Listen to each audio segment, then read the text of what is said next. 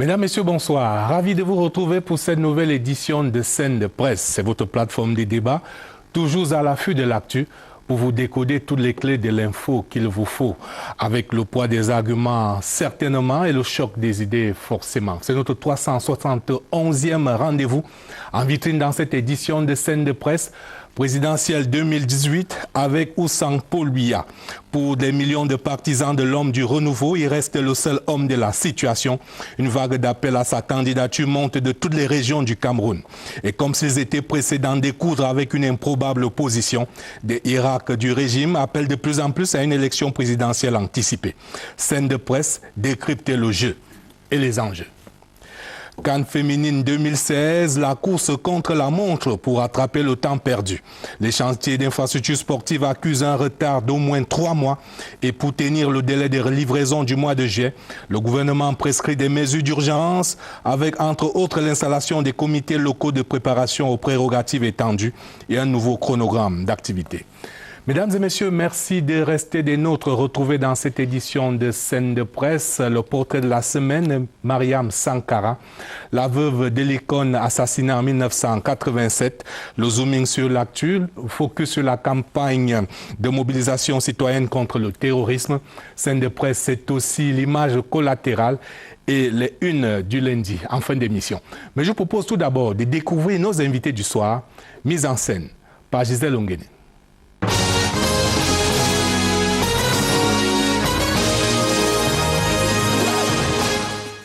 Le directeur de publication du quotidien Mutation à la peau dure.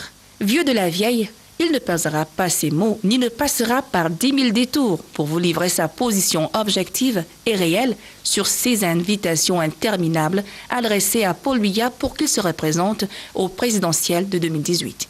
En fait, ce journaliste d'investigation expérimenté connaît la foule, son cœur, son cerveau, ses mentalités et même ses motivations. Enseignant de communication par ailleurs, cet ancien rédacteur en chef du premier quotidien privé d'Afrique centrale a mûri son regard et sa plume au fil de l'actualité et s'est bel et bien interprété l'attitude des militants du RDPC et celle des populations en général. Mabou Mabou ou Defo Nunamo, conseiller technique au ministère de la Communication, est un inconditionnel défenseur du parti au flambeau dans les hauts plateaux de l'Ouest. Formé à la Sorbonne, il est titulaire d'un doctorat en sciences de l'information et de la communication. Son passage à l'ESTIC comme enseignant et secrétaire général l'a bien retropicalisé et mis très au parfum des préoccupations camerouno-camerounaises. Avec un DEA en histoire des relations internationales, il sait très bien nous dire pourquoi le président de la République actuelle est celui que les Camerounais doivent se proposer ou non comme futur candidat au poste. Un autre ancien benguiste parmi nous ce soir, Martial Bissok, lui il est diplômé de Sciences Po Paris et passionné des médias. 21 ans de journalisme sur le dos, il est allé jusqu'à décrocher un master en management des médias et trône sur Bissok's Organization, spécialisé en marketing et communication politique. Voici donc celui que vous devez tarauder de questions, parce qu'en plus il maîtrise l'indicamétrie.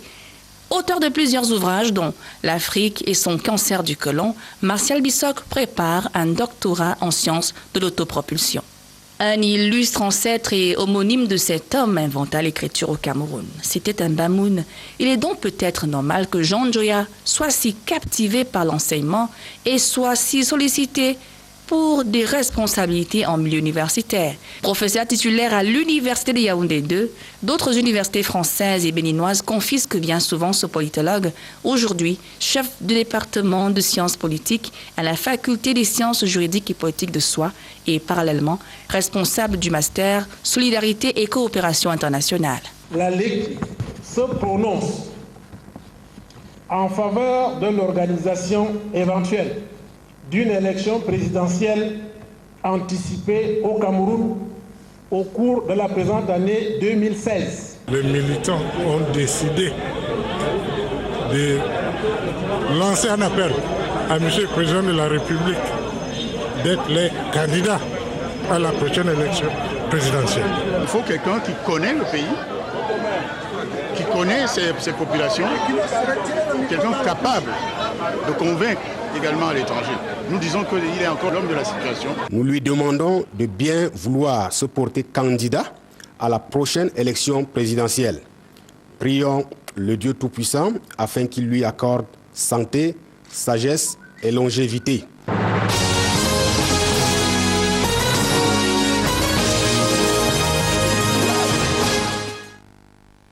Plus un seul jour, oui, plus un seul jour au Cameroun sans ces appels qui fusent de partout, qui fusent de toutes les régions du Cameroun.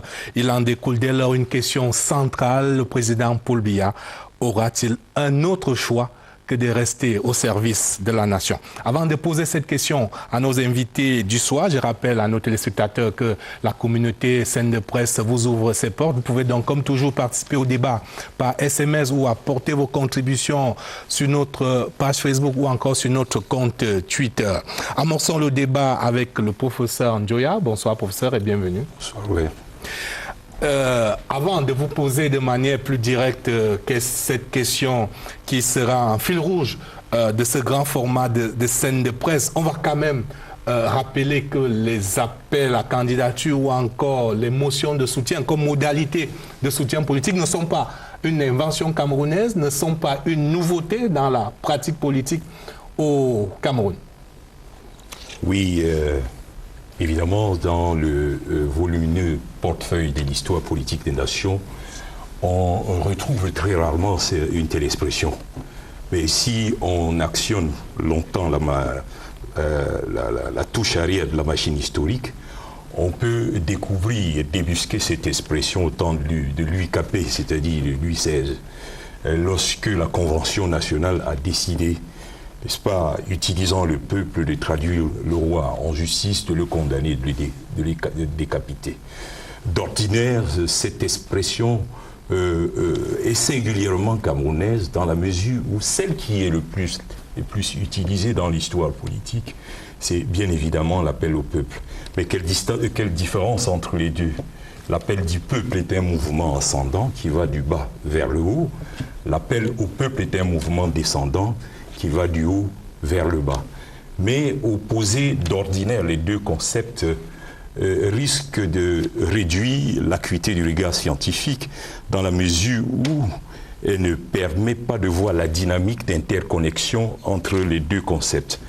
En tout cas, l'appel au peuple est un principe actif de l'appel du peuple est un principe actif de l'appel au peuple. Mais théoriquement, en sciences politiques, on peut convoquer deux écoles méthodologiques pour mieux appréhender cette modalité d'expression politique, notamment l'école systémique de David Easton, qui appréhende la vie politique comme un système.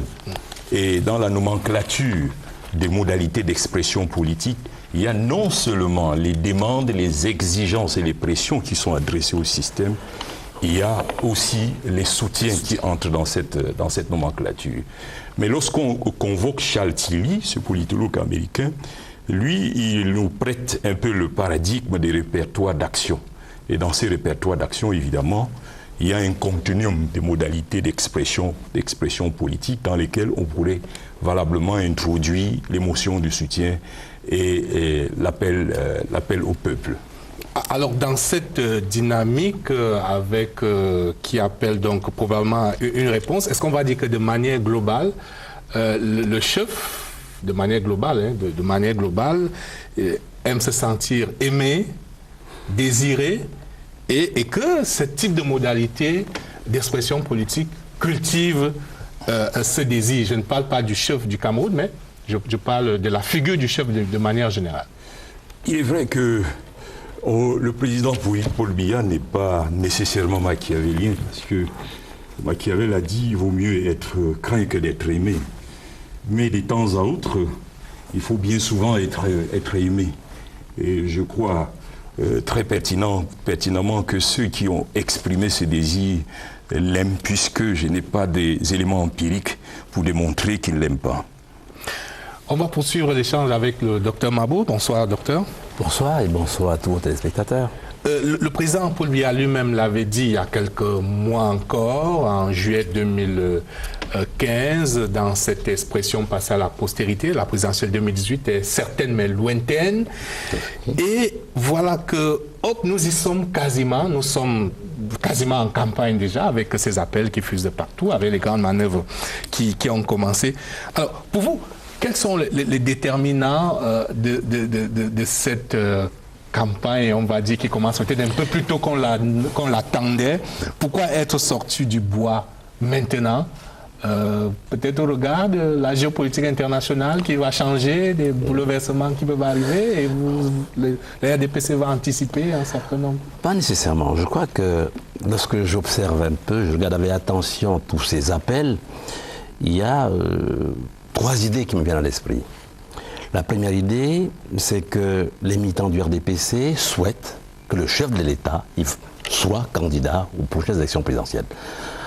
En le disant, ils veulent mobiliser tous les militants du RDPC, mobiliser les partisans de ce mouvement dans toutes ses composantes.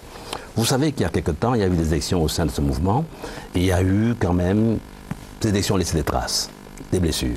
Je crois qu'en convoquant la figure emblématique du président de ce mouvement, c'est le seul autour duquel il y a un consensus.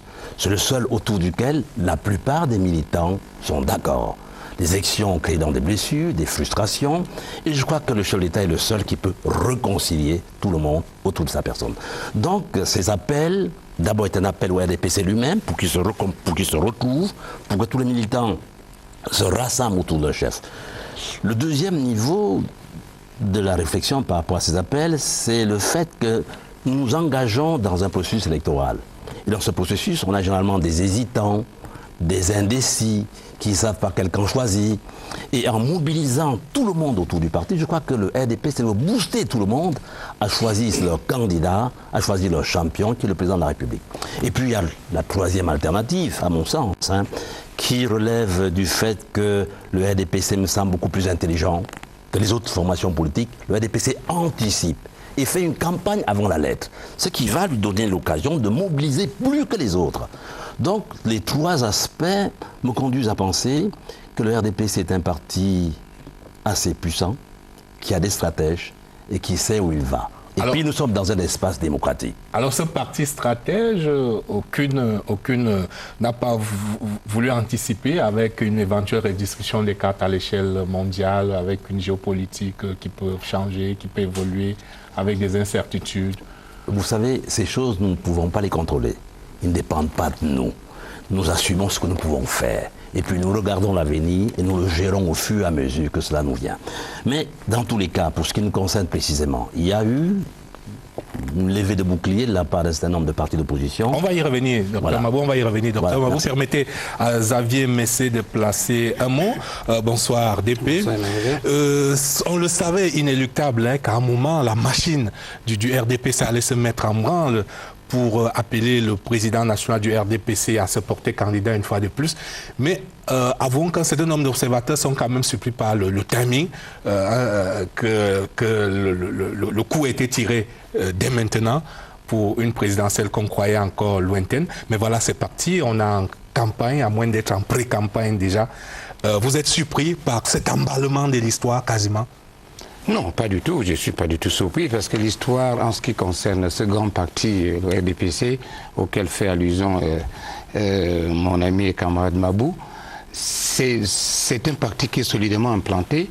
Mais ce qui me surprend, c'est l'absence de connaissances profondes de ce que couvre le RDPC. Parce qu'en écoutant parler des stratèges du RDPC, Mabou en est un, c'est qu'il parle de manière hypothétique. Un grand parti devrait communiquer en son sens. Ça veut dire que quand quelqu'un de ce parti parle en public, il doit parler avec conviction. On a l'impression que les grands militants du RDPC n'ont aucun calendrier sous la main. tantôt certains appellent le président de la République à anticiper une élection présidentielle, d'autres lui demandent de se présenter en 2018, les chances n'est encore longues. Ça veut donc dire qu'il y a une seule personne qui détient un calendrier. Donc à partir de cet instant, les propres militants du RDPC sont surpris, à plus forte raison nous autres qui sommes dans la périphérie et qui observons. Je veux dire dans l'ensemble que il y a quand même des signes qui ne sont pas trompés. Vous savez, il y a quelque temps, on a vu les conseillers en communication du chef de l'État, ils ont été reçus. On a vu les photos du chef de l'État dans les murs de Yaoundé, de Douala, des grandes villes. Cela signifie qu'il y a quelque chose qui se prépare. Quelque chose qui se prépare. Est-ce que ça se prépare pour anticiper une élection? On ne sait pas. J'ai écouté avec bonheur le docteur Njoya qui est rentré dans une... Le professeur Njoya. Oui, le professeur Njoya, il est rentré dans une étude très ancienne des centres de la communication. Ok, mais il nous transporte dans un environnement qui n'est pas le nôtre. Il nous transporte dans un environnement où les démocraties ont joué, n'est-ce pas, à plein en faisant une navigation à vue. J'aurais aimé qu'on restât dans le champ camerounais avec des réalités qui sont camerounaises et porter notre analyse sur ces réalités déplacées, peut-être secs, mais en écoutant les deux interlocuteurs qui ont parlé, ils me laissent sur ma faim. Le débat ne fait que commencer. Voilà. Et ils vont peut-être vous donner du grain à moudre tout à l'heure, davantage du grain à moudre. Le temps pour moi d'accueillir Martial Bissor. Bonsoir et bienvenue. Bonsoir Aimé Robert, et c'est un immense plaisir d'être sur ce plateau républicain et national. Merci Martial. Alors vous faites partie d'une génération, c'est à dessein que nous avons voulu au plan générationnel vous avoir, parce que vous faites partie d'une génération qui n'a connu à l'âge adulte que le président Paul Biya, avec j'imagine un grand enchantement dans les années 80. Est-ce que pour vous cet enchantement continue? Est-ce que vous succombez aussi à cette Biya-mania qui se poursuit aujourd'hui, qui est entretenue aujourd'hui dans nos journaux télévisés? Mais évidemment, Aimé Robert, vous êtes d'une perspicuité déroutante. Parce que poser déjà le problème, c'est me prendre à contre-pied. On a parlé de l'appel à candidature du président Paul Biya, mais je peux vous rassurer que j'ai été le premier ou l'un des premiers à dire ici, au Cameroun, et même à l'international, que je serai candidat, moi, en 2018. N'ayez pas peur. Alors, ce que je voulais dire aussi, c'est que pour le président Paul Biya, j'étais sur la route aujourd'hui en évitant les 1000 trous qu'il y a entre Douala et Yaoundé à Lac-Selour, et je me suis quand même dit, comme je suis arrivé sans être mort, ça veut dire qu'il y a quelque chose qui nous protège. Et quand on regarde quand même, j'ai pensé qu'on pouvait être dans un royaume, et ça allait être très beau. Parce que finalement, dans le royaume, le roi est là, et puis on célèbre le roi, et il faudrait que ça reste comme ça. Mais la chance ou la malchance, c'est que nous sommes dans un grand pays, le Cameroun, que j'aime, que nous aimons tous, et que c'est une république. Et en république, il faudrait un moment que la machine tourne. Elle devrait tourner, elle doit tourner, et on serait plutôt peut-être en train de parler de la transition, l'alternance, l'alternative, tout ce que vous voulez, tout ce qui est intelligent, mais une manière subtile de célébrer le président qui a quand même fait une grande carrière politique, qui a... c'est pas nous qui devons le juger, vous le savez, il y a 3 dimensions pour juger un homme d'État, c'est l'histoire, c'est Dieu et c'est le peuple. Et là, je n'ai pas vu le peuple, je n'ai pas encore entendu le peuple, l'histoire, ne nous précipitons pas, et peut-être Dieu... Ces appels-là, ce n'est pas l'émanation du peuple, ce n'est pas les représentants du peuple qui les portent. Mais vous savez, quand on a une CA, un véhicule CA à 80 millions couvert de plastique, sur le dos du contribuable, on peut... C'est plaisant de le faire. C'est le contraire qui est risqué. Mais maintenant, il ne faudrait pas nous présenter... Nous tous, on est tombés, vous l'avez dit, et je vais répondre avant de partir, avant de vous remettre la parole, que nous, c'est 82. Moi, je suis né en 75, Paul Biya arrive, on a connu Paul Biya. On aimerait vraiment, parce que c'est un grand président, qu'il prenne la mesure du devenir du Cameroun, et soyons sincères, parce que nous sommes regardés dans le monde entier, et posons-nous la vraie question, quand est-ce qu'il devrait arrêter? Voilà. Alors, oui, docteur Mabou, pour Sanjoya, vous répondez, vous répondez à Marcia? Pas spécialement. Alors, je vous pose la question que j'allais vous poser, qui va peut-être dans le continuum de ces arguments. Est-ce que il n'y a pas aussi des stratégies d'acteurs dans tous ces appels à candidature? C'est vraiment pour l'amour du président uniquement, ou les gens... il y a des stratégies d'acteurs pour rester. Absolument. Je voulais recadrer mon grand frère et pour lui dire qu'il m'a été demandé de planter l'unicorde théorique de ces débats. C'est pourquoi il y a eu une telle abstraction théorique au début, dans l'entame de mon propos. Alors, amour pour le président ou bien stratégie des acteurs, j'ai la tentation de ne pas opérer un choix qui, d'ordinaire, serait cornélien. Moi, je crois que c'est à la fois l'amour pour le président et un positionnement stratégique. L'amour pour le président, évidemment, parce que dans le système, le président Biya est l'élément épicentral de ce système, ce qui suppose clairement que tous ceux qui lancent ces appels procèdent du président de la République. Et je voudrais utiliser une expression qui est moquée par une bonne partie de la presse, utilisée par un professeur d'université, sont des créatures du président de la République, dont, à mon avis, naturellement et ontologiquement, il devrait pouvoir manifester un amour vis-à-vis du président de la République. Vous insistez, mais ce sont bien des créatures du président de la République. J'insiste parce que c'est ça la réalité. Par la magie du décret, évidemment, le président de la République, n'est-ce pas, distribue les choses des valeurs, mais également contrôle les fidélités.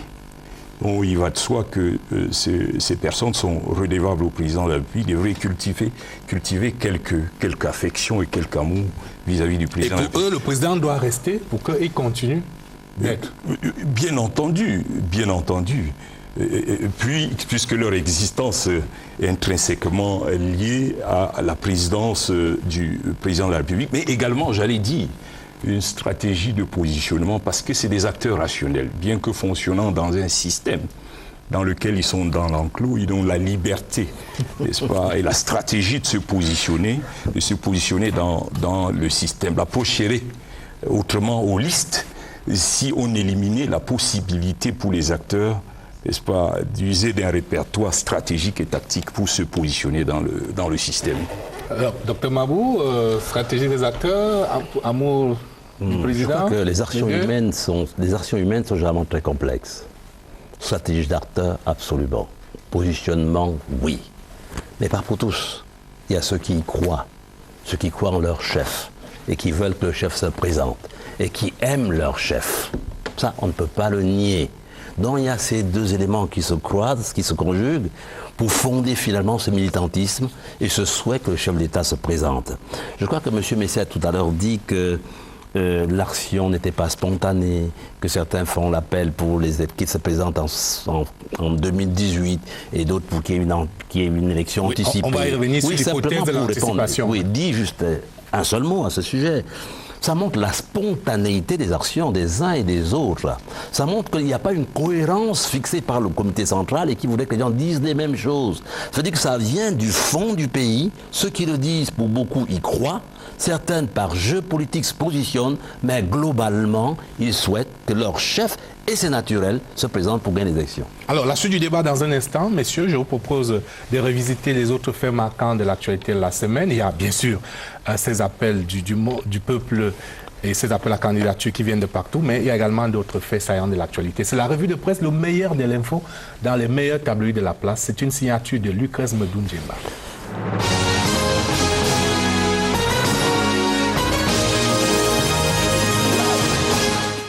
Cannes 2016, retard alarmant des travaux.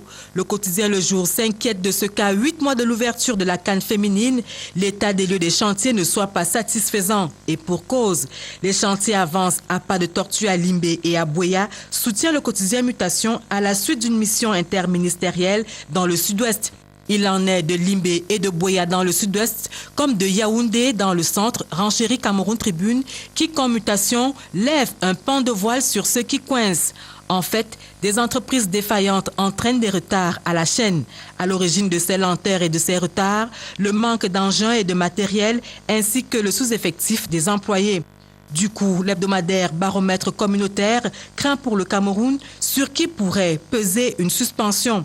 Aussi, le gouvernement envisage-t-il des retraits de marché parce que, comme le souligne le ministre des Sports, l'honneur du Cameroun n'a pas de prix et qu'en plus, la date de l'événement ne peut être repoussée, renchérit le ministre des Marchés publics. Place donc au suivi de proximité. Et c'est peut-être ce suivi de proximité qui a permis au quotidien Mutation de constater que le chantier de construction de l'autoroute Yaoundé-Simalène est exécuté à 30%. L'atermoiement dans les études d'exécution et la non-libération des emprises seraient à l'origine du retard dans les travaux. Des défaillances également constatées dans l'entretien routier et qui ont entraîné des sanctions. Cameroun Tribune révèle en effet que le ministre des Travaux publics a résilié une trentaine de contrats et pris des mesures conservatoires à l'endroit d'une vingtaine d'entreprises défaillantes. Mais ce ne sont pas des secrets d'État, à l'instar de ce que livre l'ancien secrétaire général de la présidence de la République dans son dernier ouvrage intitulé « Le secrétaire général de la présidence de la République au Cameroun, entre mythe, texte et réalité ». À en croire Mutation, Jean-Marie Atangana Mebara y décrit les grandeurs et les misères de cette fonction et parle de ses relations avec Paul Biya. Et le jour de titrer à ce propos, le Paul Biya que j'ai connu. Ce Paul Biya que Jean-Marie Atangana Mebara dit avoir connu est celui que les militants du RDPC veulent voir en lice pour la présidentielle. Mutation se fait l'écho des appels à candidature du Grand Nord et du Sud-Ouest. Ces régions entrent dans la danse et demandent aussi, comme d'autres, à l'homme du 6 novembre de se porter candidat à la prochaine élection présidentielle. Seule ombre au tableau, selon Mutation, la guerre des élites. Le journal privé de la rue de l'aéroport en veut pour preuve le duel de Kribi dans l'océan, région du Sud, et la controverse qui fait grand bruit dans le septentrion. Quoi qu'il en soit, Cameroun Tribune constate que l'appel à la candidature de Paul Biya en 2018 monte. Les militants du RDPC s'en expliquent d'ailleurs dans les colonnes du quotidien à capitaux publics, mais ne parviennent pas à convaincre l'opposition qui, dans les colonnes du quotidien de l'économie, dit non à une présidentielle anticipée. En effet, selon des supputations retenues par l'hebdomadaire Repère, ce projet est sorti du bois le week-end dernier de la bouche de Paul Atangandji, ministre chargé des missions à la présidence de la République. Et dans vos kiosques cette semaine, Dream Africa, le magazine bilingue général de Maurice Foyer, fait un gros plan sur les chantiers de la croissance économique au Cameroun. En bonne place, le complexe industriel portuaire de Kribi et le barrage hydroélectrique de Lompangar. Également dans les colonnes de Dream Africa, une interview du député Paul-Éric Djomgwe qui dit tout sur son mandat et sur sa stratégie d'encadrement des jeunes. La revue de presse était sur la scène.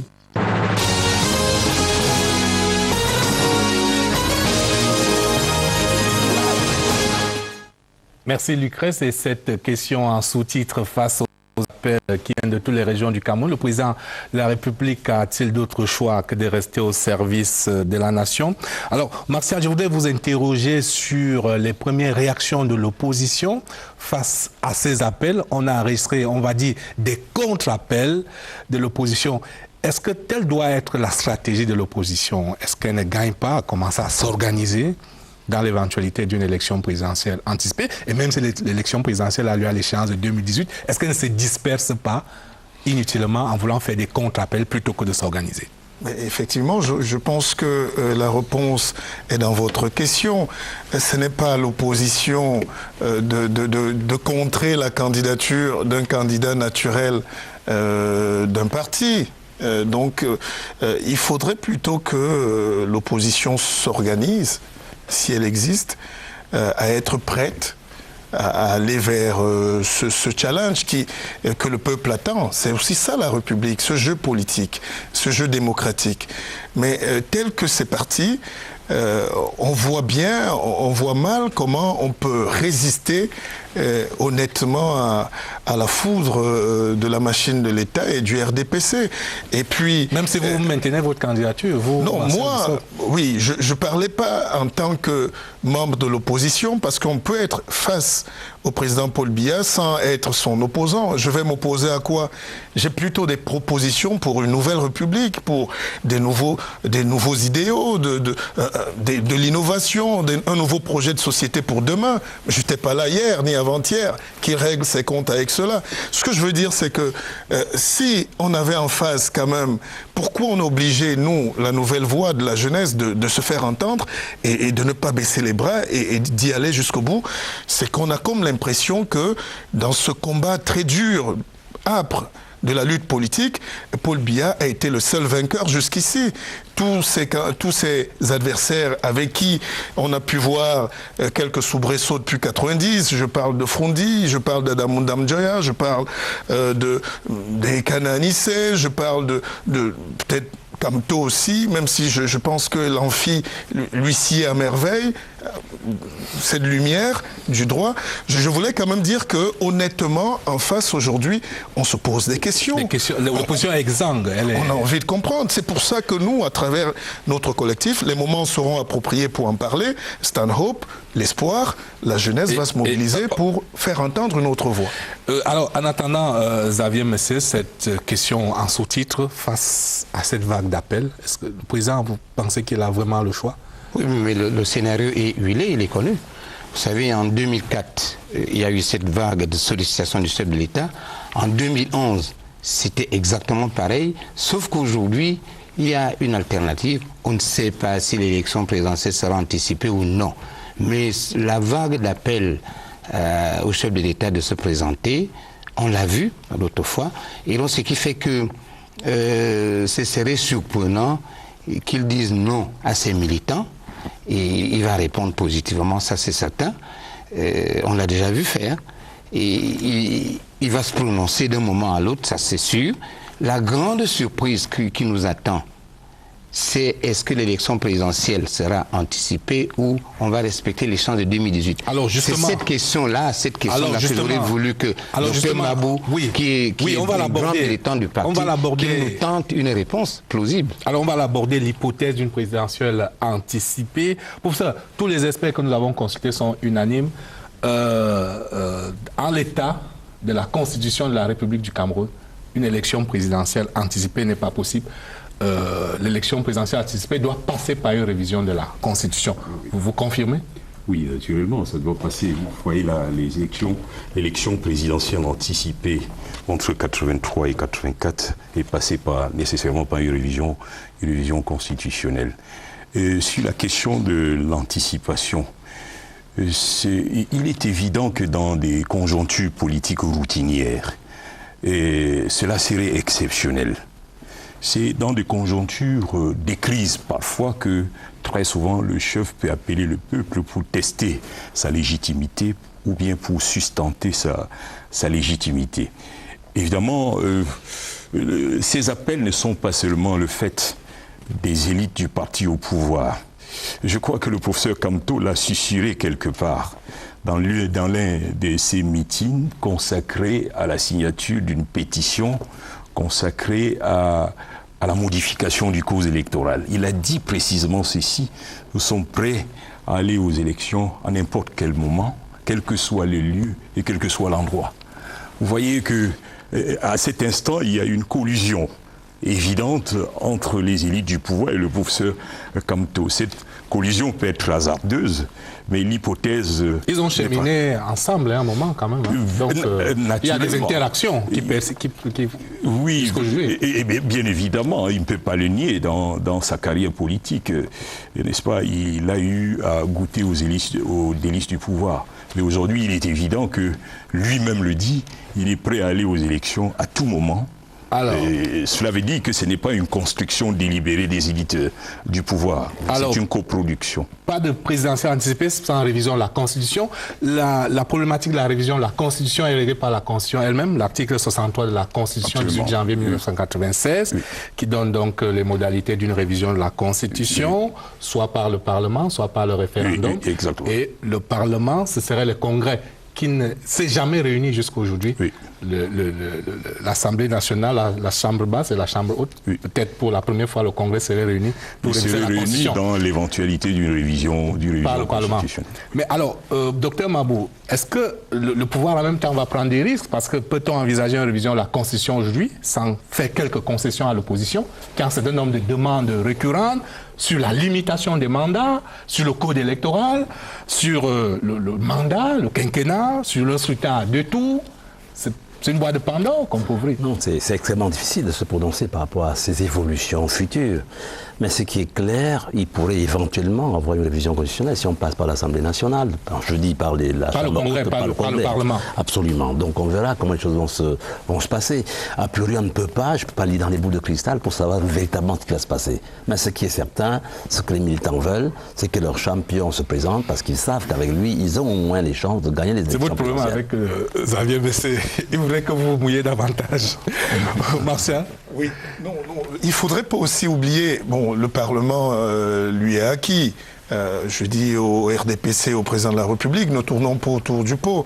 Je ne pense pas qu'on pourrait bloquer. Mais il faudrait aussi davantage savoir que la nouvelle donne géopolitique mondiale nous a prouvé que c'est délibérément la fin des partis politiques. Et quand vous regardez les mouvements comme Podemos, en Grèce, les indignés, que ce soit en Espagne ou en Italie, qui ont porté à la vague des anonymes célèbres aujourd'hui à la tête de leur pays, c'est parce qu'il y a eu beaucoup de démissions de la vraie fonction du parti politique à la base. C'est pour ça qu'il y a eu cet effritement. Même ici, localement, on peut voir que les partis politiques ont beaucoup du mal à mobiliser. Et nous croyons donc davantage que ça sera, surtout s'agissant de l'élection présidentielle, ça vous le savez bien, que c'est souvent la rencontre d'un homme et du peuple, donc les électeurs, et ça déjoue souvent l'organigramme forcément clos des partis politiques. Et dans le cas du Cameroun, je pense que c'est ce genre de mouvement qui va atteindre le Cameroun. Ça ne sera plus... Voilà. Je ne pense pas que ce soit Martial, que ce soit pour demain. Vous savez, l'Occident a des avancées sérieuses en matière de démocratie. Aujourd'hui, on ne voit pas un pays en Afrique fonctionner sans parti politique. La société civile a tellement évolué en Occident qu'elle a tendance à supplanter les partis politiques classiques. Imaginez-vous la mobilisation du RDPC. La force de mobilisation avec les nouvelles techniques de communication, avec tout ce qui va avec, sans vous couper. Est-ce que vous pensez qu'aujourd'hui, il y a une société civile capable d'organiser une mobilisation telle que celle du RDPC pour porter un candidat à la présidence, vous pensez? Mais si les partis politiques dits d'opposition n'arrivent plus à mobiliser ou sont en train de démissionner, asphyxier... C'est parce qu'ils sont inexistants. Mais donc à côté, la nature ayant horreur du vide, vous allez être surpris de constater que ces jeunes qui sont sur WhatsApp, sur Twitter, sur Facebook, vous êtes en train de nous dire que contrairement aux apparences, ce ne sera pas un boulevard pour le président Paul Biya. C'est votre thèse. Je suis en train de vous le dire. C'est-à-dire, vous avez 80% des Camerounais qui ont 20 ans ou 25 ans. Et ces jeunes ne regardent pas souvent ce qu'on fait ici dans notre bourgeoisie intellectuelle. Ils sont dans les carrefours, ils sont dans les quartiers, parfois même dans les amphis, ils se parlent, ils tweetent, ils communiquent. Et nous sommes à la 4G. Si vous considérez que ils ont besoin d'une force motrice qui va... Je suis encore simple citoyen, mais je puis vous rassurer que j'ai près de 800 000 followers. Ça veut dire que demain, c'est nous, c'est ces jeunes, c'est ce substrat à qui on ne parle jamais, à qui on n'a pas donné de l'espoir ni de l'emploi, c'est eux qui vont s'exprimer et c'est eux que nous pouvons mobiliser, c'est eux qui peuvent influer. C'est entendu. On attend de voir, Xavier sceptique, on attend de voir. Passons donc, hypothèse présidentielle anticipée ou pas, mais il y aura bien une élection présidentielle, hypothèse fortement envisagée, le président Paul Biya écoute les appels et il continue son bail à la tête de l'État. Ce serait pour faire quoi encore qu'on n'a pas fait en 34 ans maintenant et peut-être 36 ans en 2018, Dr Mabou? Pour faire quoi? Il y a beaucoup à faire.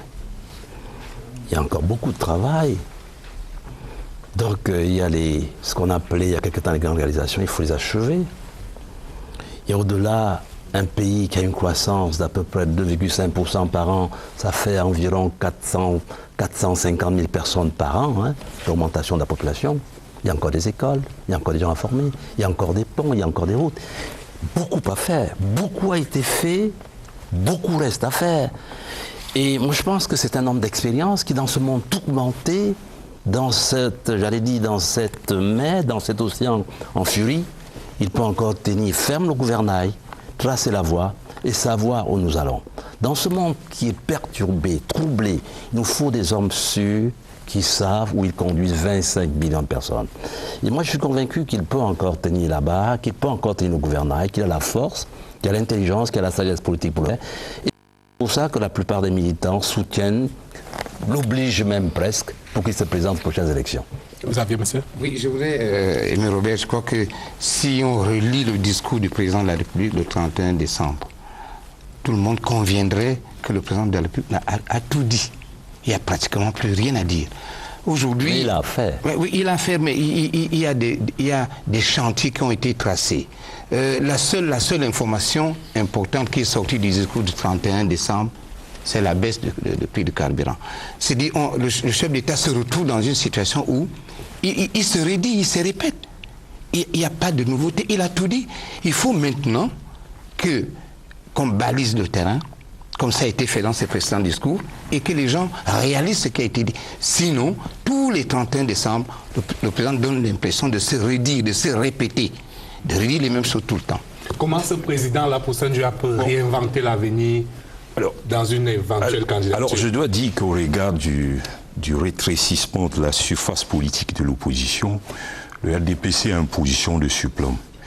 Et le président de la République se présente aujourd'hui comme l'élément fédérateur des aspirations manifestes ou latentes, quoi qu'on le dise ou pas.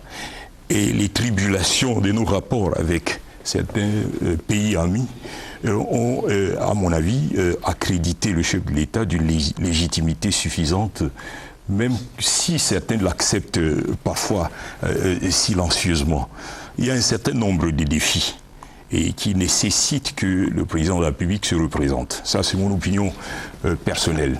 Il y a trois défis, par exemple. Disons d'abord, inscrit dans un grand paradigme, les grandes ambitions. Vous avez vu les grands chantiers qui ont été mis en place, le port en eau profonde de Kribi, dont les grandes réalisations depuis 2011. Effectivement, dont le premier bateau a accosté en février. Alors, ça vous était où le ministre Jules Doré Ndongo a dit, le président a posé les premières pierres, il faut qu'il inaugure. C'est cela, vous êtes dans cette logique? Bien entendu, bien entendu. Et il y a bien de choses à faire qui nécessitent que le président de la République... Quand vous dites des choses à faire, pour les jeunes comme pour les followers de Martial, oui. Ces choses-là, c'est quoi concrètement? Évidemment, il y a des défis. Il y a un défi sécuritaire qui est éminemment important.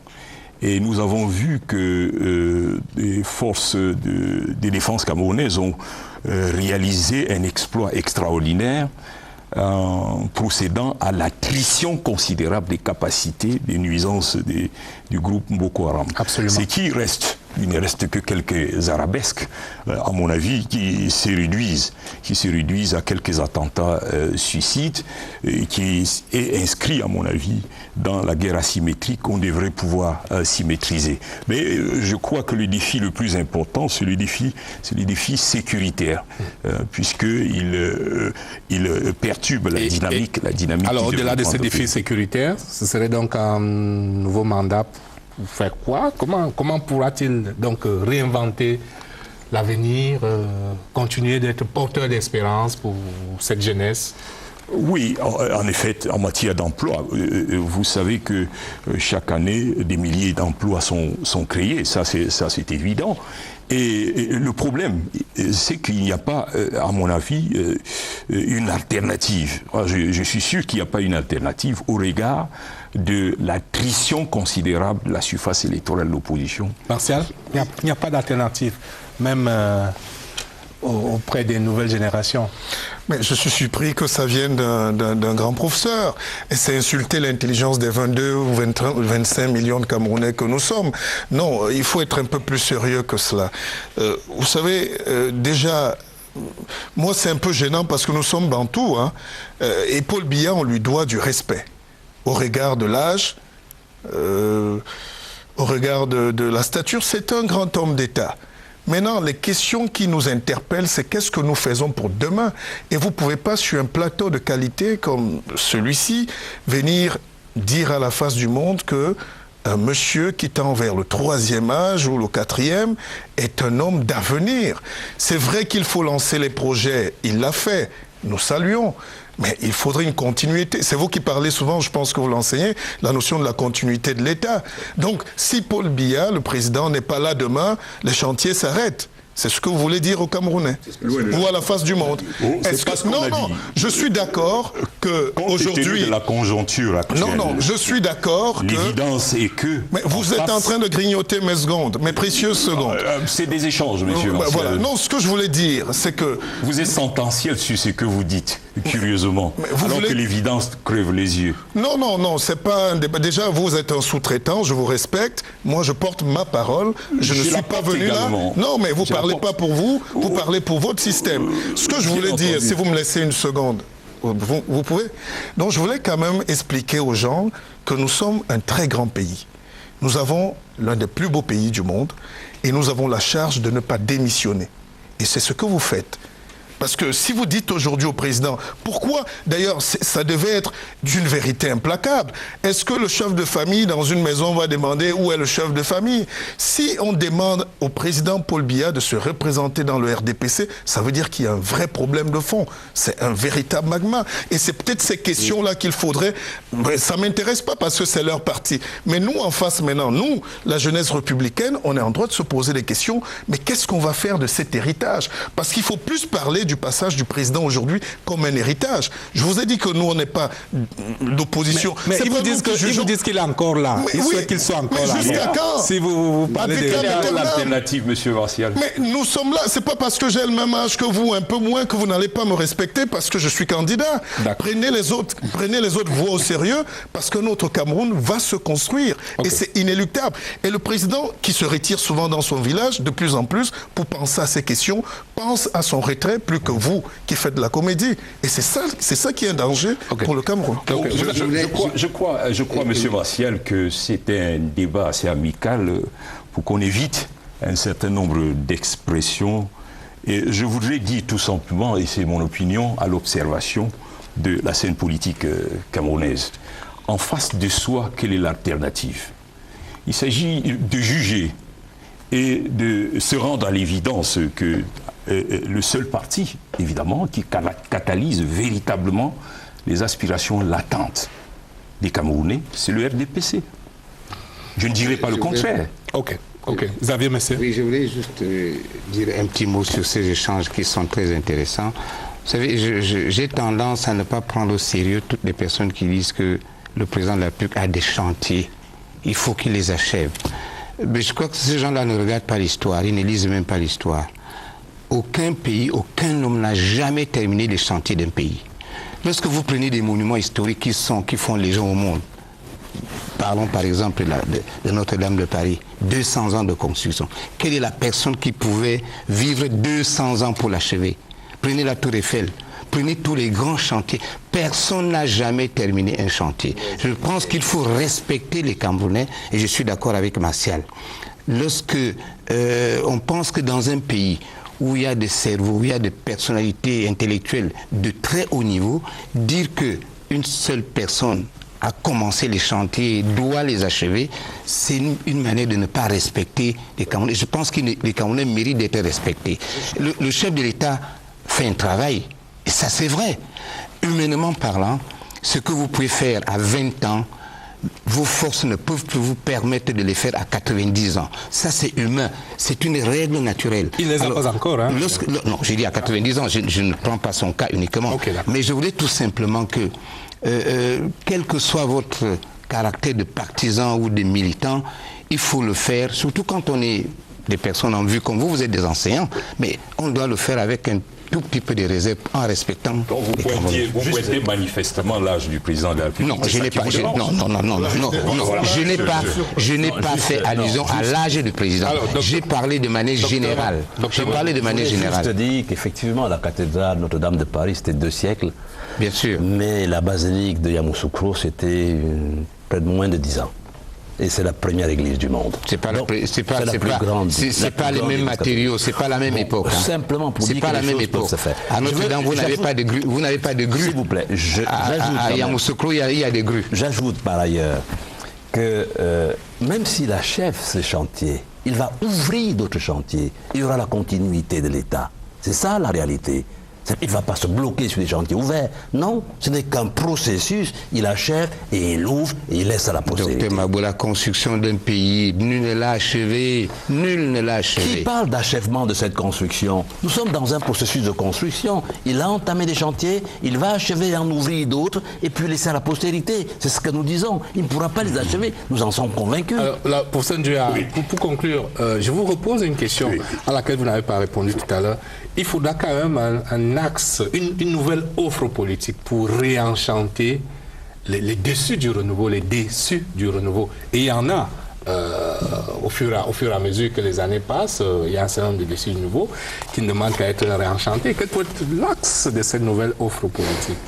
Oui, évidemment, l'axe de cette nouvelle offre politique s'inscrirait dans d'une continuité discursive dont le discours du président de la République fait état très généralement. C'est-à-dire impliquer les jeunes à la gestion des affaires publiques, les introduire dans les hautes sphères de l'État, pour leur permettre de participer à la gestion de la chose publique. C'est un discours de continuité parce que cette vision, évidemment, cette vision va au-delà d'une vision qui est très proche de nous. C'est-à-dire impliquer les jeunes. Puisque vous avez parlé des jeunes, c'est impliquer les jeunes. Et le fait davantage en les introduisant tous les ans dans les hautes sphères de l'État. Moi, je suis convaincu, évidemment, que par cette vision, évidemment, le chef de l'État aurait toutes les raisons de se présenter. Je l'ai dit, ça c'est mon opinion. Et je ne suis pas dans un amphithéâtre parce que vous confondez peut-être les registres. Juste pour... Nous sommes dans un espace démocratique, ou qui s'est démocratisé. Alors, un homme décide de se présenter, mais que les autres qui veulent faire le contraire se présentent également et qu'ils se fassent élire. Alors, messieurs, nous restons évidemment attentifs à ce bouillonnement de la scène politique camerounaise qui a été en dormance ces derniers mois du fait de la guerre et aujourd'hui que, pour reprendre l'expression du président nigérian Buhari, Boko Haram est techniquement vaincu, les grandes œuvres nous restons évidemment allant que évidemment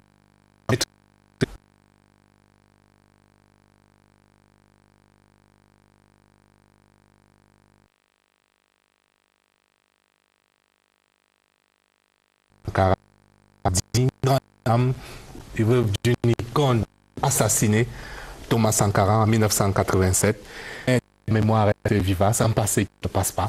Rencontre avec cette grande dame, c'est le portrait de la semaine, une signature de Martine Welding.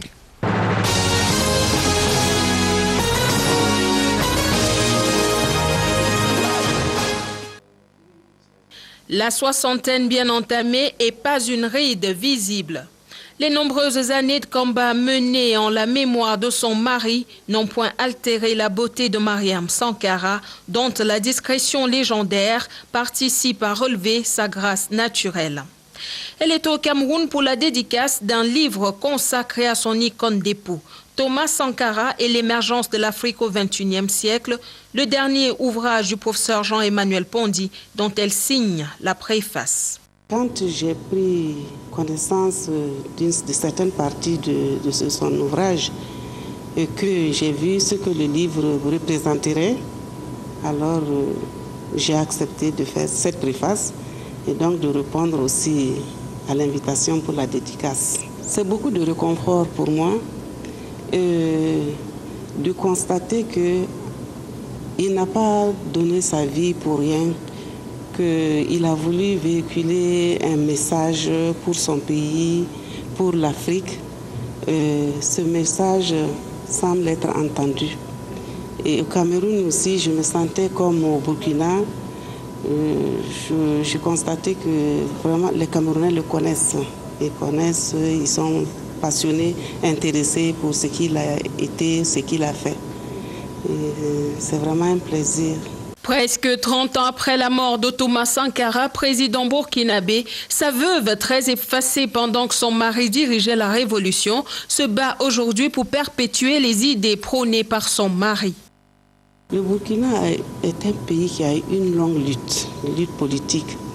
Et quand il y a eu les insurrections des 30 et 31 octobre, on a vu que l'image de Thomas planait et que les jeunes, en tout cas, se réclamaient beaucoup de Sankara. Et même moi-même, quand je suis partie, j'ai été accueillie par cette jeunesse chaleureusement. Et en disant que les Burkinabés ont compris, et beaucoup avec du retard, qu'ils voulaient vraiment le développement du pays. Et vous parlez de ces jeunes qui n'étaient même pas nés aujourd'hui, qui connaissent ces messages, qui véhiculent ces messages partout, qui l'écoutent. Donc ça veut dire que c'était quelqu'un qui était en avance sur son pays, mais qui réellement travaillait pour son peuple. Ce peuple burkinabé, Mariam Sankara l'a retrouvé en mai 2015, la deuxième fois qu'elle se rendait au Burkina Faso depuis son exil. C'était pour la convention des sankaristes, mais surtout pour le début du procès qui devrait faire la lumière sur l'assassinat de son époux en 1987. J'espère que la justice va aller jusqu'au bout, parce que avec la transition a tout fait pour mettre en place une justice indépendante. Et donc, le dossier semble en tout cas suivre son cours. Et moi, je souhaite que ça aille jusqu'au bout. Donc, c'est ce que justice lui soit rendue. Toujours en exil en France où elle vit depuis le décès de son mari, Mariam Sankara n'exclut pas un jour de retourner dans son Burkina Faso natal. Je peux rentrer parce que les choses ont changé au pays, parce qu'il y a la transition et maintenant il y a une démocratie et tout. Et le combat que je mène est soutenu par beaucoup de Burkinabés, et parce que les Burkinabés ils demandent la justice, c'est ce que je demande, non seulement pour le président Sankara, mais pour beaucoup de personnes aussi qui ont été des victimes politiques et tout ça. Et donc je pense que sans crainte, je peux maintenant aller au Burkina. Mariam Sankara n'aurait pu partir sans un mot vis-à-vis des femmes, les Camerounaises en particulier, des Amazones aussi. Je remercie mes sœurs camerounaises. Je sais qu'elles sont battantes. Et comme on sait, la femme, elle est au centre de tout. Rien ne peut se faire sans les femmes. Et je les encourage à continuer à se battre parce que elles sont incontournables. Donc pour ça, je les salue toutes. Et puis, je les remercie pour le soutien aussi qu'elles me portent.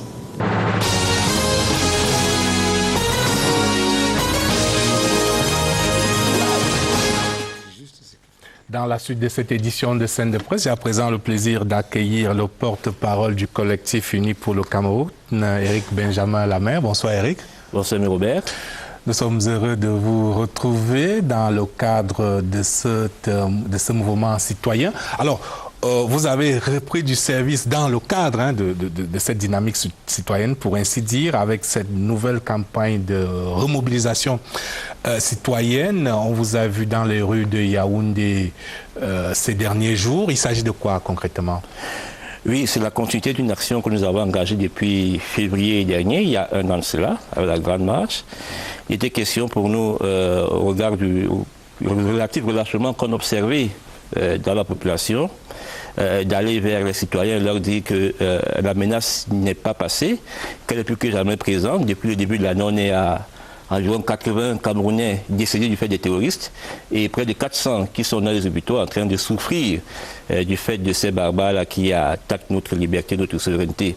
Il était question pour nous d'aller vers ces Camerounais-là dans un autre secteur qui est le secteur des loisirs, car l'actualité récente nous a indiqué que ce sont des cibles potentielles de ces barbares-là. Et nous avons donc choisi d'aller leur dire qu'on peut faire la fête, on doit se réjouir, parce que ne pas se réjouir, c'est accorder la victoire à ces sauvages-là. On doit se réjouir, mais en nous réjouissant, on doit rester vigilant, parce que l'ennemi, il ne dort pas, il peut se cacher partout et n'importe où et commettre un acte de lâcheté qui peut être préjudiciable au plus grand nombre. Donc on est allé vers les restaurants, les snacks, les cabarets pour leur parler. On a été heureux de recevoir un accueil réceptif, un accueil positif, tout en nous interrogeant, tout en nous inquiétant de ce que nombre de Camerounais sont encore relativement en dehors de cette actualité-là. Et il est peut-être grand temps qu'il y ait une plus grande mobilisation, une plus grande implication, y compris des pouvoirs publics, pour porter ce message de la mobilisation, pour porter ce message de la sensibilisation et de la vigilance, parce qu'on n'est pas encore touché, mais tant que l'extrême nord sera martyrisé, c'est le Cameroun qui va souffrir. Absolument. Alors, au-delà de Yaoundé, vous allez vous déployer... Oui, on a tout un faisceau d'action. Avant ça, on était déjà sur les routes, dans les marchés, à Yaoundé, à Bafia, à Makéléné, à Bafoussam, dans les établissements scolaires. On se propose d'organiser à la fin de ce mois, au début du mois de mars, une grande conférence. On va inviter des experts pour expliquer aux Camerounais de quoi est-ce qu'il s'agit exactement. Et si les moyens nous permettent, nous irons dans toutes les régions du Cameroun parce que, vous vous souvenez qu'à Bamenda, on a dû interpeller un suspect qui s'apprêtait à commettre un acte répréhensible. Donc, aucune partie du Cameroun n'est épargnée. Et nous avons pour ambition d'aller vers tous ces Camerounais où qui se trouvent pour leur porter le message de la vigilance, de la sensibilisation, parce que quand chacun assure sa sécurité individuelle et participe de cette façon à la sécurité collective, et c'est tout le monde qui en gagne. La marche de février 2015 reste à jamais gravée dans l'imaginaire collectif du Cameroun. C'est une marche qui a marqué l'histoire du Cameroun dans cette mobilisation contre les barbares de Boko Haram. Donc au-delà de cette conférence, est-ce que vous envisagez d'autres mouvements de masse Est-ce que l'environnement sécuritaire propice à une mobilisation comme celle que nous avons eue en 2015 Je ne le pense pas. Parce que assurer la sécurité d'une telle mobilisation peut paraître assez compliqué, mais il y a d'autres actions de sensibilisation qui peuvent être menées, comme celles que nous menons là, qui ne sont pas exclusives de ce que d'autres pans de la société peuvent engager pour pouvoir permettre à chacun d'être non seulement informé de ce qui se passe au Cameroun, mais d'adopter de nouvelles attitudes. Car lorsque vous êtes peut-être dans une gare routière, vous êtes dans un snack, vous êtes peut-être dans une église, si vous trouvez un colis qui est abandonné, il vaut mieux faire le 1500 pour donner l'alerte, parce que 9 fois sur 10, ça peut être de fausses alertes, mais si une fois sur 10 ça marche, on aura sauvé des vies. Donc ce sont ces nouvelles attitudes-là, ces nouveaux réflexes qu'il faut que les Camerounais adoptent sans se départir de leur joie de vivre, sans se départir de leur quotidien, parce que si nous cessons d'être ce que nous sommes, ces barbares-là auront atteint l'objectif qu'ils recherchent.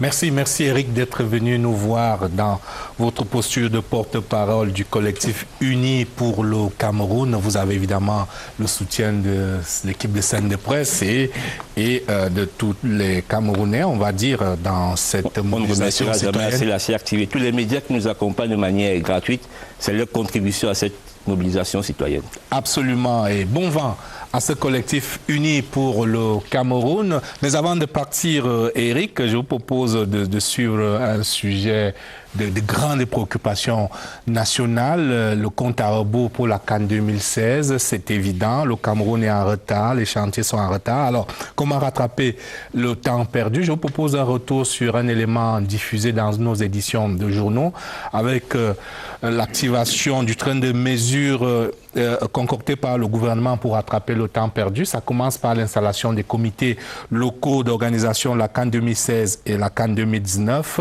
dans la région du centre par le secrétaire général des services du Premier ministre, le professeur Séraphin Fouda. C'est un sujet de Lucrèce Mdoundjemba.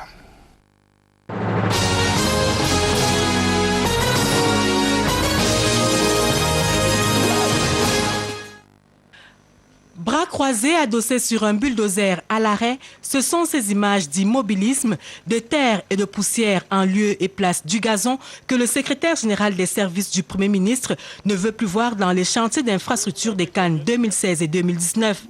c'est que les retards accumulés ne laissent plus aucune place aux atermoiements de quelque nature que ce soit.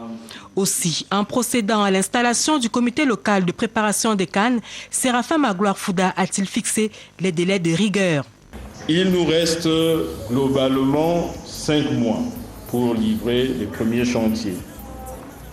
Le chef du gouvernement vous donne 75 jours pour inverser la tendance, rattraper tout le retard accusé jusqu'ici et rassurer l'opinion publique nationale et internationale sur la volonté et l'engagement du gouvernement camerounais à relever le défi.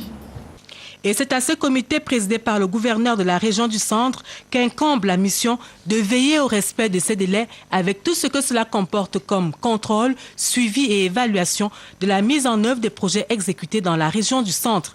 Et s'il en est ainsi, c'est bien parce que des tares ont été observés sur le terrain, autant par les pouvoirs publics que par les entrepreneurs. Une faible mobilisation en personnel et en matériel.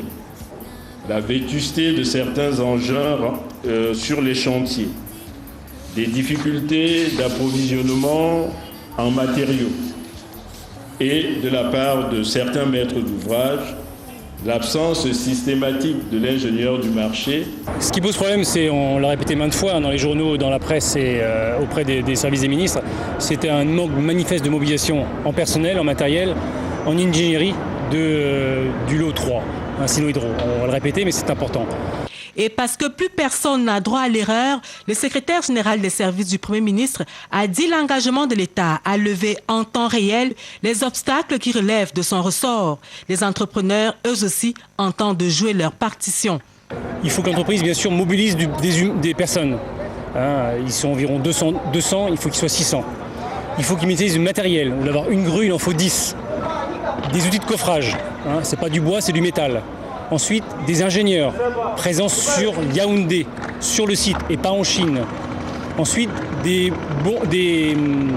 la commande de matériaux, de matériel, avec des fiches techniques. Aujourd'hui, si tout ça n'est pas respecté, naturellement, nous ne pourrons pas livrer. Bruit de marteaux, de pelles et de bulldozers, les chantiers de réhabilitation et de construction des infrastructures des CAN 2016 et 2019 doivent désormais être de véritables ruches. Il y va de la crédibilité du Cameroun.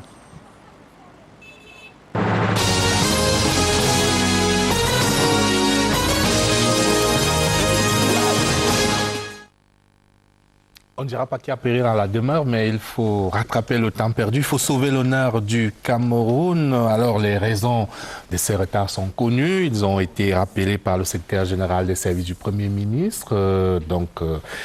Il y a une défaillance des entreprises, mais nous pouvons ajouter, nous, sur le plateau de scène de presse aussi, qu'il y a eu il y a eu des problèmes avec la bureaucratie.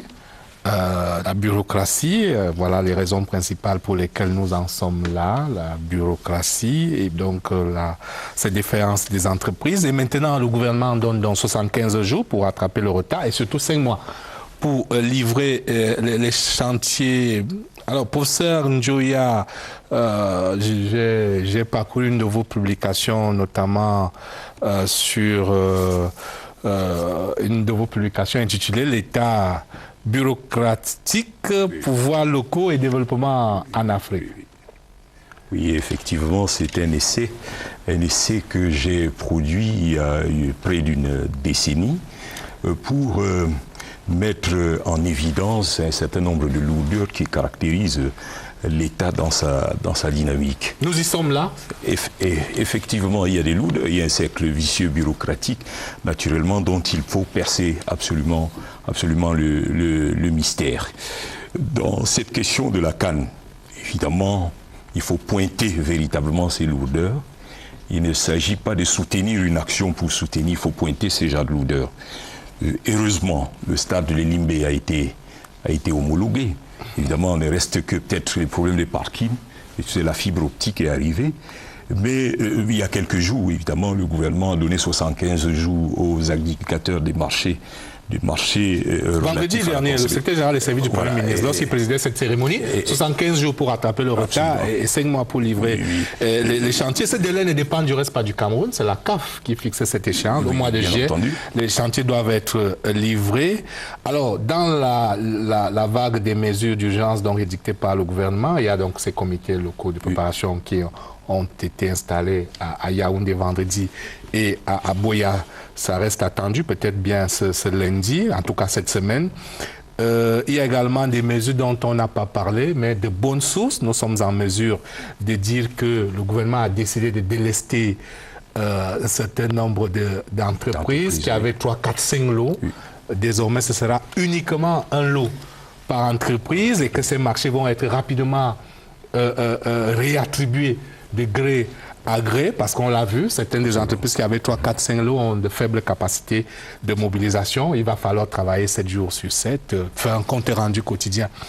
Au Premier ministre, il faut rester optimiste, il faut que ça aille. On ne devait pas en arriver là. Le véritable problème, c'est que fallait-il organiser ces 2 grandes compétitions continentales? Oui, il fallait, parce que tout le continent attendait le Cameroun depuis 1972. Il fallait le faire. Bon, aujourd'hui, le véritable problème, bon, on dénonce la bureaucratie, c'est vrai, mais cette bureaucratie n'est pas à l'origine de tous les problèmes. Oui, il y a aussi la différence des entreprises. Voilà, il y a un sérieux problème, c'est celui de l'argent. Vous savez, le Cameroun est engagé dans la guerre et puis des sommes très très importantes sont engagées de ce côté-là. Vous savez, mais moi je n'ai pas entendu ça. De la il n'a pas parlé des problèmes d'argent. On a parlé de la défense des entreprises. Vous savez, Aimé Robert, on ne peut pas tout dire. On ne peut pas tout dire. Là, même devant cet écran-ci, on ne peut pas tout dire. Il ne peut pas non plus tout dire. Mais le Cameroun, on a des sérieux problèmes. Mais toujours est-il qu'il y a des engagements fermes qui sont faits pour que le problème d'argent qui était sérieux, latent, soit résolu. Il est contourné. Et ça a pris du temps pour obtenir des garanties financières avec des banques, mais ce problème, il y a encore un mois, il se posait avec acuité. Bon, ces négociations ont pris aussi du temps. Donc je vais dire que le travail qui reste à faire, le travail qu'il va falloir faire, parce qu'aujourd'hui on ne voit que les chantiers des stades, mais il y a les infrastructures routières, il y a des infrastructures d'accueil, le système d'accueil, les hôtels, ils vont en manquer. Donc il y a un gros travail à faire, parce que nous avons braqué les projecteurs sur les pistes de compétition, c'est important, mais au-delà de cela, regardez les voies de dégagement. Douala et Yaoundé, il va falloir améliorer. Nsimalen et autres, il va falloir améliorer. Là également, il y a un retard sérieux qui a été pris sur le tracé de la route. Docteur Mabou. Oui, je suis un peu surpris par cet état de choses. C'est vrai qu'on peut accuser la bureaucratie, mais je crois que le secrétaire général des services du Premier ministre a déroulé, si on veut, n'est-ce pas, les différents éléments qui structurent ces lenteurs-là. C'est inadmissible que le personnel ne soit pas pris en compte, que les marchandises, enfin, que le matériel arrive en retard, etc., etc. Donc, le problème qui peut se poser, c'est comment la sélection des entreprises a-t-elle été opérée? Comment ces choix se sont faits? Là, il y a un problème, que les entreprises n'arrivent pas, que les entreprises aient 3, 4 marchés et qu'au dernier moment, on est obligé de revoir cette distribution. Il y a là un problème quand même crucial. Mais je crois qu'il faut dégager des responsabilités. J'ai l'impression que le retard est devenu chez nous une sorte de culture. On a vu le comice agro-pastoral des Bolova, comment ça s'est fait. Mais c'était là une affaire camerounaise. C'est un de la réunification aussi. Voilà. Mais là, nous sommes engagés dans un processus presque international. Ouais. Le monde nous regarde. Nous devons nous secouer un peu pour faire mieux que ce que nous faisons d'habitude. Mais je crois aussi que les responsabilités doivent être dégagées. Les gens doivent assumer, me semble-t-il. Ce que je peux dire, parce que je suis surpris. Mais je dois dire que cela est d'autant plus important qu'après cette échéance, il y a une autre échéance qui arrive. Et si on ne pose pas véritablement les balises, vraiment cette échéance qui arrive sera hypothétique. Et il faut... Bon, j'allais quand même demander aux politologues que vous êtes là. On voit bien qu'entre la mission de contrôle française et l'entreprise chinoise, c'est la guerre, hein, quasiment. On pourrait le susurrer, c'est la guerre économique, vous savez. Et actuellement... Fallait-il vraiment les mettre ensemble, la mission de contrôle française et l'entreprise chinoise? Je ne sais pas s'il fallait les mettre ensemble. De toute évidence, il y a une guerre économique. Qui se répercute sur le chantier. Qui peut se répercuter sur le chantier. Avec des relations délétères. Bien entendu, chacun cherchant à jeter l'anathème sur l'autre. Et évidemment, parce qu'une alternative a été donnée à beaucoup de pays africains d'entretenir des relations directes avec les pays émergents. De toute évidence, on ne verrait pas d'un bon œil, n'est-ce pas, cette perspective de coopération internationale, à mon avis. Mais cela dit, les Chinois, Martial, ne nous ont pas habitués à ça. Les Chinois, sur la perception que nous avons des entreprises chinoises, c'est qu'elles sont performantes, qu'il faut même faire appel à des entreprises chinoises lorsqu'il faut rattraper des délais. Mais là, en l'occurrence, à la grande surprise générale, une des entreprises qui pose problème à Yaoundé, c'est une entreprise chinoise. On ne comprend pas tout. Mais nous sommes les seuls êtres au monde à croire que le monde est bon. Nous sommes en guerre, et en guerre contre tout, ou contre tout le monde. Et quand vous voyez que la Chine et la France sont sur le même terrain, c'est pas anodin. Il faut avoir le courage de le dire. Et même si géopolitiquement aujourd'hui la France ne représente rien du tout, sauf dans des petits pays comme les nôtres où elle veut maintenir... Vous avez des excès de langage, hein, ma sœur. J'assume. Je dis qu'elle ne représente... Non, vous ne pouvez pas sous-peser la Chine aujourd'hui et la France en termes de puissance dans tous les domaines. Mais là, dit que la France ne représente rien. Non, vous me laissez terminer mon écart de langage. Allez-y. Finalement, non, je disais que dans les pays, dans le précaré français, où on maintient la fatalité et la misère, vous sentez bien que la France, par contre, là, elle est très forte. Et j'assume. Ce que je voulais donc dire et les mettre ensemble, on va bien voir que, enfin, pour être gentil et convenant, que la France va user de tout son savoir-faire pour nuire. Et ça, c'est moi qui le dis. Maintenant, mais ce n'est pas la France qui pousse Chino Hydro pour parler de cette entreprise à ne pas mobiliser suffisamment. Attendez, là, vous ne voyez que l'entreprise chinoise. Je vous rappelle qu'on a fait le stade à Limbé. Il n'y a pas les accès là-bas pour le stade, mais il y a déjà le pont du Vouri. Ça fait 4 ans qu'il tourne sur place. Et il sent deuxième pont, il n'y aura pas de canne là-bas. Alors il faut être honnête. Donc c'est pour dire qu'il y a plein de choses qui font à ce que on est en droit de douter de la bonne tenue de cette canne, même si on reste optimiste. Parce que, vous le savez bien, ne rien faire est un atout, mais il ne faudrait pas en abuser. Maintenant, pour qu'il y ait une vraie canne, c'est pas moi qui le dis, c'est Rivarol, si je peux citer. Maintenant, pour qu'il y ait un grand événement sportif, il faut l'adhésion du peuple. Une âme qui se libère, des gens qui accompagnent. Je pense que quelqu'un l'a souligné tout à l'heure, peut-être vous dans votre propos. Et ça, on sent une démission générale déjà du peuple, à qui on n'a rien demandé. Et puis, il y a aussi les fonctionnaires, et ça va poser le problème de performance et surtout Alors c'est la question que j'allais poser à Xavier, parce que l'événement à la CAN féminine, il y a au moins 3 dimensions. Il y a cette dimension infrastructurelle qui est importante. Il y a la dimension sportive, on ne parle pas encore de la préparation de nos filles. Il y a la dimension événementielle, justement, pour faire adhérer le peuple, pour qu'il y ait ce mouvement, cette dynamique, cette ferveur autour de la CAN. Ça, la dimension événementielle, on l'attend encore. Il n'y a pas encore la mascotte de la CAN. Oui, tout à fait. Vous savez, le Cameroun a là une occasion unique depuis plusieurs décennies de faire sa promotion à travers le monde. Vous aurez ici au Cameroun, pendant les 2 CAN, ou les 2 grandes compétitions, vous aurez pratiquement les télévisions du monde entier.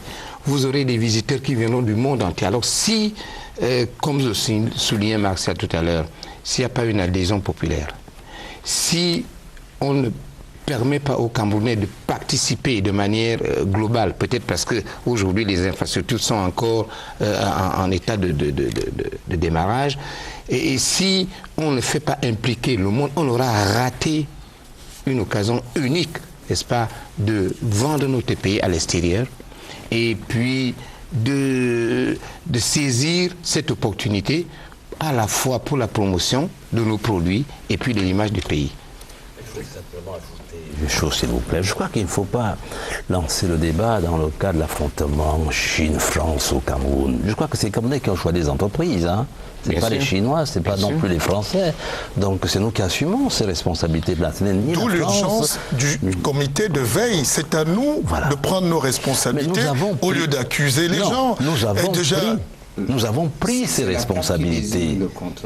Oui, bien sûr. Non. C'est le gouvernement camerounais qui a attribué les marchés de construction et la mission de contrôle. Voilà. La CAF n'a rien à voir. Donc, on aurait pu laisser les Camerounais contrôler. Mais non, pourquoi pas attends, les autres Africains. Simplement pour dire que le contrôle s'appuie sur des éléments scientifiques, rationnels.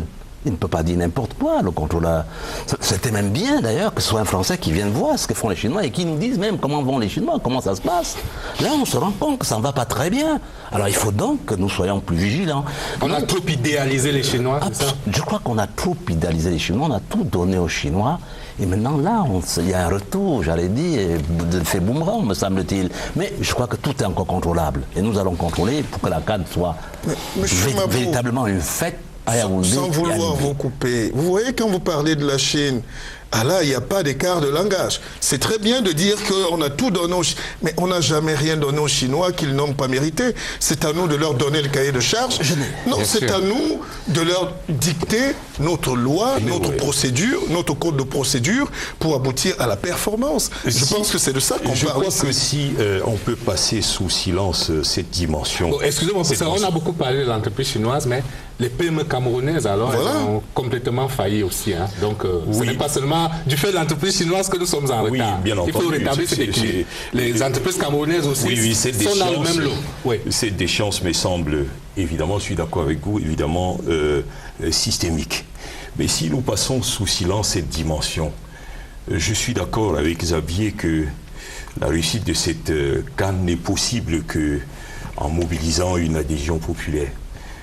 Cette baisse tendancielle de l'adhésion populaire est due, on le sait, aux contre-performances de notre équipe nationale, de notre football, pour plus d'une décennie. Mais là, on a la CAN féminine, hein, les filles ont enchanté les Camerounais, donc on demande qu'à absolument, les soutenir. Il faut véritablement une mobilisation populaire à cet effet. D'accord, absolument. Donc on va évidemment continuer d'accompagner ce compte à rebours pour la CAN de 2016 et ultérieurement pour la CAN 2019, où là aussi, des signes perceptibles d'un retard commence à se faire sentir. Donc, c'est bien de sauver la CAN 2016, mais il faut penser déjà aussi à la CAN 2019 où les enjeux sont démultipliés en termes de responsabilité. Alors, je vous propose, messieurs, de faire un détour par l'image collatérale. On va retrouver Pierre Evembe sur un sujet qu'on a diffusé il y a 3 semaines, mais à la demande d'un certain nombre de téléspectateurs, nous vous reproposons cette image collatérale de Pierre Evembe.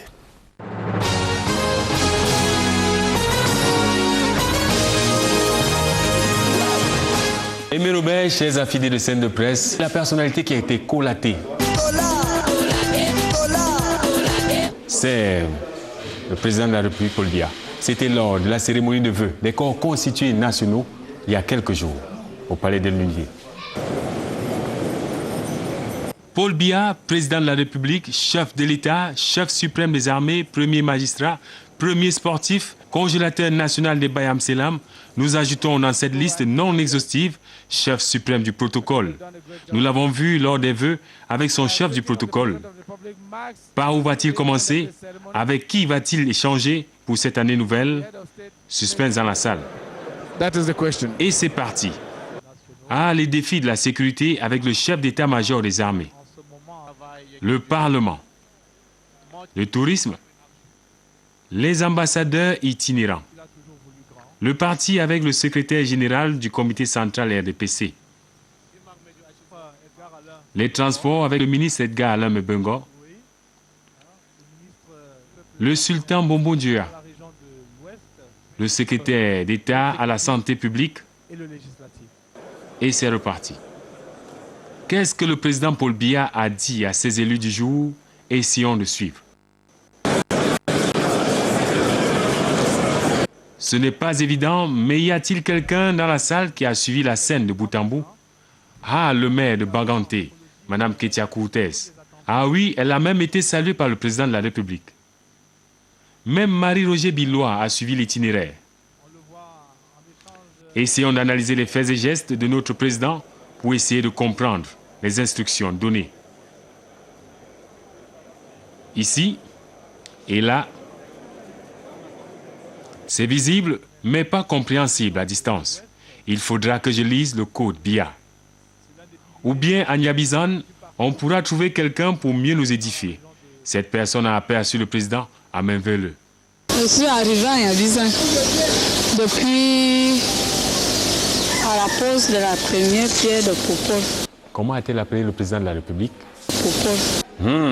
En tout cas, je vous remets l'antenne, Aimé Robert. À la prochaine.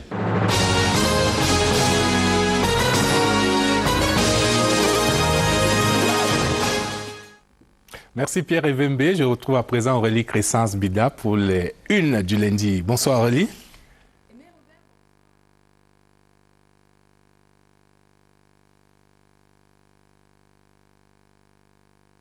De Paul Biya, accouchement difficile pour l'appel de l'Ouest. C'est la grande une du quotidien Mutation. Pour le journal de Xavier Messeux, cette région ne s'est pas encore manifestée au concert national des louanges au chef de l'État en vue de la prochaine présidentielle. Autre révélation, celle du président du Sénat qui procède plutôt à des consultations pour obtenir une motion en faveur du président de la République. Mutation de renchérir aussi que la région de l'Est plaide pour l'organisation immédiate d'un congrès du RDPC dans la perspective d'une élection anticipée. Toujours dans les colonnes du quotidien privé de la rue de l'aéroport, présidentielle anticipée, l'Aleki propose 2016. Pour Eyebaïsi et compagnie, il faut au préalable modifier la Constitution. La même actualité barre la une des défis actuels. Le journal de François Bambou choisit le latin pour dire Paul Biya ad vitam aeternam, qui veut simplement dire Paul Biya jusqu'à la fin des temps, à jamais et pour toujours. Le président camerounais est prié par ses camarades de parti d'anticiper la présidentielle et de se représenter à cette élection. Mais il faudra plus que des motions de soutien pour faire aboutir ce projet, nous dit Défis actuels. C'est d'ailleurs l'enquête de la rédaction. Le cinquantenaire de la jeunesse est en pied une des défis actuels, cette fois avec ce que les jeunes attendent du président. Ils désirent une participation active à l'émergence du Cameroun. De Spark présente Charles Blé Goudé qui parle de son pays, la Côte d'Ivoire. Le journal de Pauline Billon titre alors « La haie d'honneur pour Charles Blé Goudé au CPI ». Intégration parle de toute autre chose. Sûreté et sécurité maritime, question sur la stratégie commune pour le golfe de Guinée. Le journal de Thierry Ndon révèle les enjeux de la session extraordinaire de la réunion annuelle des hauts responsables du Centre interrégional de coordination qui se tient dès ce lundi ici à Yaoundé. À lire également dans Intégration APE régionale, le temps de la bataille diplomatique. Le Cameroun prévoit d'engager une campagne de lobbying pour la conclusion de cet accord avant fin mai 2016. L'Union européenne, de son côté, travaille contre. Du sport à la une du quotidien Émergence, péril sur les CAN 2016 et 2019, Philémon Yan menace. Les prestataires ripostent. Le journal de Magnus Biaga nous dit que le chef du gouvernement donne 75 jours aux différents prestataires pour achever les chantiers. Or, pour les entreprises adjudicataires, c'est impossible. Lire l'enquête de la rédaction en page 5. Nécrologie en pied d'une d'émergence, décès de Bapès, les confidences de sa famille. Découvert en page 2 la journée entière d'un reporter du quotidien Émergence dans la concession de l'ex-Minesec décédé vendredi dernier. Et c'est donc sur cette une du quotidien Émergence que se referme notre revue des unes du lundi. C'est en ligne que vous aurez toute l'information, vous, fidèles téléspectateurs de la diaspora. Ici sur place, c'est en kiosque. Acheter un journal, c'est promouvoir la presse. Mais la primeur de l'info, ne l'oubliez pas, c'est sur Scène de Presse. À dimanche. Merci Aurélie. Et l'information se poursuit sur la CIAC TV. Après cette édition de Scène de Presse, retrouvez le dernier journal de la journée à minuit. Et puis à minuit 30, Actualité Hebdo qui reçoit le directeur général du budget, M. Samba. Il ne me reste plus qu'à remercier nos invités du soir, Martial Bissop, Xavier Messeux, le professeur Jean Djoya et Dr Mabou. La presse qui est de la scène. Bonsoir.